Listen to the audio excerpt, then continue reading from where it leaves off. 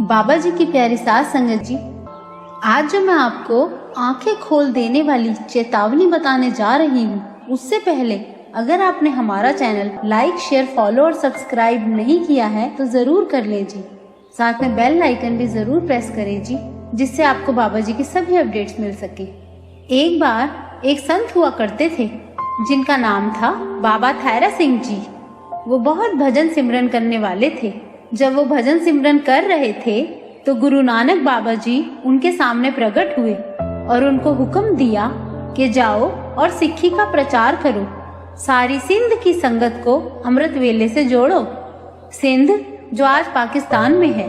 अब थायरा सिंह जी ने जब बाबा जी से पूछा कि सिंध में कहाँ जाना है, तो बाबा जी ने कहा वहाँ महंत गुरुदास सिंह और काको राम का डेरा है, वहाँ पर उनके डेरे में जाकर संगत को अमृत वेले से जोड़ो। अब थायरा सिंह जी उनके डेरे पहुँचे और उन्होंने दोनों महंत को कहा कि गुरु नानक पातशाह का हुक्म आया है कि मैं यहाँ आपके डेरे में संगत को सिक्खी का प्रचार करूँ, तो मुझे यहाँ रहने की इजाजत दी जाए और बाकी दिन मैं लंगर की सेवा कर लिया करूँगा। अब वो दोनों महंत बहुत खुश हुए कि चलो मुफ्त का सेवागार मिल गया है। जैसे ही थायरा सिंह जी ने वहाँ सत्संग शुरू किया तो पता नहीं कितनी दूर दूर से संगत वहाँ आने लगी। लाखों में संगत आ गई। अब ये सब देखकर उन दोनों महंत में असुरक्षा की भावना आ गई और वो चिंता में पड़ गए कि सारी संगत तो इनसे जुड़ती जा रही है और उन्हें ये डर सताने लगा कि उन दोनों महंत की वैल्यू कम होती जा रही है। इसी डर से उन दोनों महंत ने संत थायरा सिंह की बुराई करनी शुरू कर दी। अब रोज की तरह संत थायरा सिंह जी अमृत वेले उठ के स्नान करते, भजन सिमरन करते और फिर सत्संग फरमाते थे। लेकिन वो ऐसी ऊंचाई वाली जगह पर रहते थे जहाँ से नीचे उतरने के लिए सीढ़ियों की जरूरत होती थी। अब ईर्ष्या के कारण महंत काको ने वहाँ से सीढ़ियाँ हटा दी, जिससे थायरा सिंह जी सत्संग फरमाने ना जा सके। कम से कम 15 से 16 फीट की ऊंचाई से उन्हें उतरना था। जब वहाँ सीढ़ियाँ नहीं दिखी तो उन्होंने बाबा जी के आगे अरदास की और सिमरन करते हुए वहाँ से कूद लगाई। तो उन्हें भला चोट कैसे लग सकती है।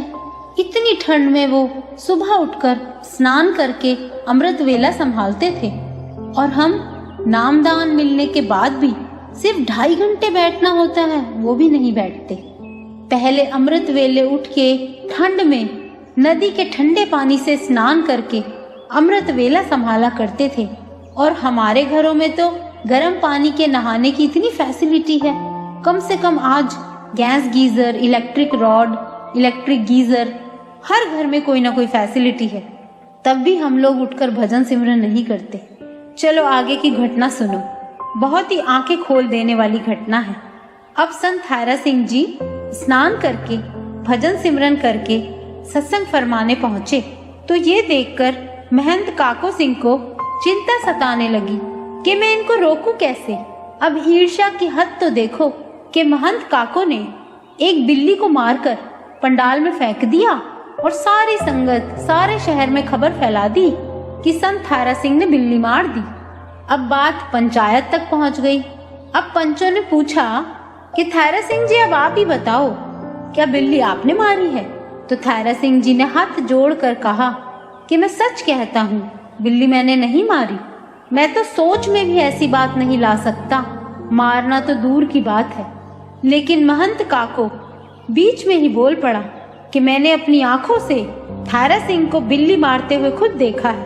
अब पंचों ने थायरा सिंह से कहा कि अगर तुम गुरु ग्रंथ साहिब जी पर हाथ रखकर कसम खा लो कि बिल्ली तुमने नहीं मारी है तो हम मान लेंगे, और अगर काको सिंह हाथ रखकर कसम खा ले कि इसने थायरा सिंह को बिल्ली मारते हुए देखा है तो हम मान लेंगे। अब ये बात सुनकर संत थायरा सिंह बोले कि मैं ग्रंथ साहिब जी पर हाथ रखकर कसम नहीं खाऊंगा। मेरी बात पर विश्वास है तो मानो, पर मैं गुरु ग्रंथ साहिब जी पर हाथ रखकर कसम नहीं खाऊंगा। अब साथ संगत जी ध्यान से सुनना। ऐसा उन्होंने क्यों कहा? ऐसा उन्होंने इसलिए कहा क्योंकि गुरु गोविंद सिंह जी के 52 वचनों में एक वचन ये भी था कि जो आदमी बात बात पर कसम खाता हो तो उसका कभी विश्वास मत करना।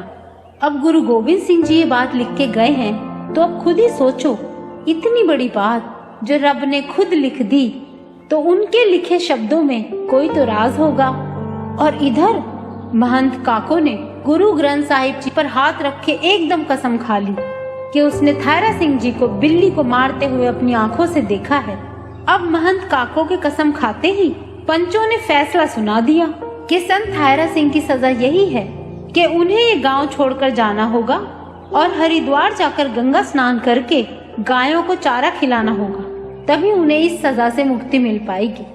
अब ये फैसला सुनकर थायरा सिंह जी को सिर्फ बाबा गुरु नानक जी का हुक्मनामा याद आ रहा था, तो उन्होंने वहीं आंखें बंद करके पंचों के सामने बाबा जी से सच्चे मन से याद करके अरदास की कि बाबा जी, आपने मुझे यहाँ जिस काम के लिए भेजा था, आपके हुक्म का पालन कैसे करूं? मुझे तो यहाँ गांव से निकाला जा रहा है। और याद करने की देर थी कि वही चमत्कार हो गया और वो 2 दिन से मरी हुई बिल्ली जिंदा हो गई। वहाँ सारे हैरान हो गए। अब बाबा जी के प्यारे सेवादार के लिए तो रब को खुद आना ही पड़ता है। और ये सब नजारा देखते हुए महंत काको भी शर्म के मारे पानी पानी हो गया, क्योंकि उस महंत ने इतने पहुंचे हुए संत की निंदा की, तो उसका हिसाब अब उसको देना ही होगा।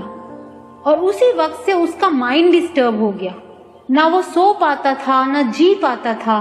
आखिर वो इतना तंग आ गया कि उसने तंग आकर खुदकुशी कर ली। गुरबानी कहती है, संत का निंदक महा अतताई, संत का निंदक खिन टिकन न पाई, संत का निंदक महा हत्यारा, संत का निंदक परमेश्वर मारा। अब खुद ही सोचो, जब आम इंसान की निंदा की कोई माफी नहीं होती, तो संतों की निंदा से तो नरकों की भयानक आग का सामना करना पड़ता है। इसीलिए अभी भी चेत जाओ। बाबा जी की ये अपनी प्यारी संगत के लिए सख्त चेतावनी है कि निंदा नहीं करनी है जी। क्या कोई पिता अपने बच्चे को दुखी देख सकता है? अब अगर बच्चा खुद ही नर्क को दावत दे रहा हो, तो पिता कैसे देख पाएगा? इसीलिए बाबा जी की प्यारी सास संगत जी, कुछ तरस खा लो अपने पिता पर। कैसे कैसे हमारे माड़े कर्मों से बचाते हैं वो हमें, और हम निंदाएं करने में लगे हुए हैं। तो बाबा जी की प्यारी सास संगत जी, अगर आपको ये वीडियो अच्छा लगा हो तो लाइक ज़रूर करना जी। ये वीडियो ज़्यादा से ज़्यादा शेयर करना, जिससे बाबा जी की प्यारी संगत तक ये बहुत ज़रूरी बातें उन तक पहुंच सके। और इस चैनल को सब्सक्राइब भी ज़रूर करना जी।